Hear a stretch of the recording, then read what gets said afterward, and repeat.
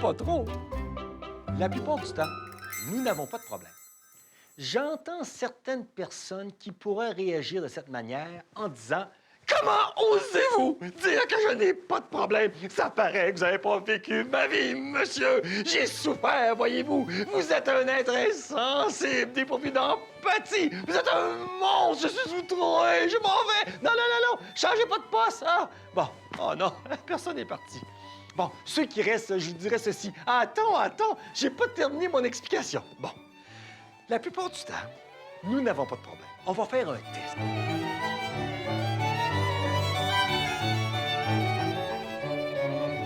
Hey, vous là, oui, c'est à vous que je parle. Hein, quoi, moi? Oui, toi. As-tu un problème en ce moment? Oui, j'ai un problème. Lequel? Ben, j'ai perdu ma job. OK, t'as perdu ta job. En ce moment-là, as-tu un problème? Ben, je te l'ai dit, perdu ma job. Non, mais t'es assis, là, as-tu un problème? Ben, non. OK. Mais vous pouvez me dire, mais monsieur, il y en a qui ont des problèmes chroniques qui durent dans le temps. OK, on va faire un test.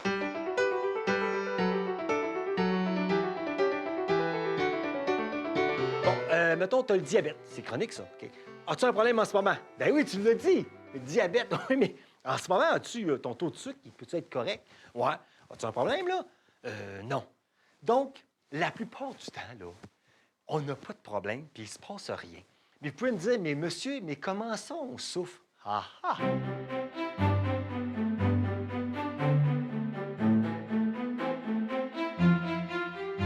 Effectivement, on peut souffrir sans avoir de problème. Comment ça fonctionne?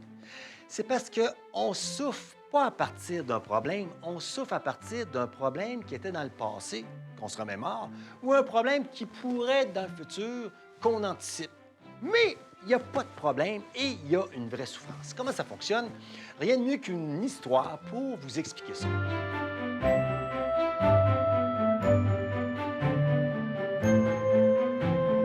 C'est avec tu comprends-tu, tu comprends-tu? Imagine un gars qui est écœuré.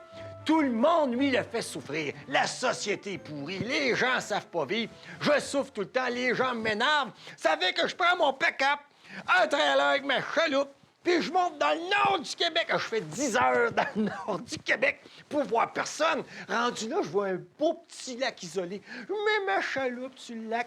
Je vais jusqu'au milieu du lac. Il n'y a personne. Le petit soleil, les petits oiseaux. Je me couche dans le fond de la chaloupe, enfin. Puis là, je suis relax. Tout d'un coup, bang! Il y a un innocent qui me rentre dedans avec sa chaloupe. Mais je dis, mais là, je fais 10 heures de route pour avoir la paix. Il y a un cap qui me retrouve, puis qui me fonce dedans pour m'écœurer. Ils veulent me rendre fou. Lui, là, j'y pète sa gueule. Ça fait que je me lève pour faire face à ce gars-là, puis il fait payer, puis tout d'un coup, hein, c'est une chaloupe vide. Morale de cette histoire. La plupart de nos souffrances sont causées par des chaloupes vides. Vous allez me dire, mais c'est quoi une chaloupe vide? En fait, c'est notre mental qui fonctionne tout le temps. C'est notre mental qui ressasse des problèmes passés ou qui anticipe des problèmes futurs. Tout ceci amène des vraies émotions, des vraies souffrances. C'est pour ça qu'on a l'impression d'avoir tout le temps des vrais problèmes. Je vous parle pas ici d'une vraie tragédie. Bang, t'arrives, t'as une vraie souffrance. C'est bien correct, c'est la vie. On la traverse, on la liquide avec le temps. Je vous parle de toutes les petites choses qui arrivent dans la journée qui nous fait souffrir pour rien. On peut-tu éviter ça? La meilleure chose à faire, c'est de s'auto-observer. La prochaine fois que vous allez souffrir, posez-vous la question, est-ce que cette souffrance provient d'un problème réel ou est-ce que cette souffrance provient d'une chaloupe vide? Pensez-y.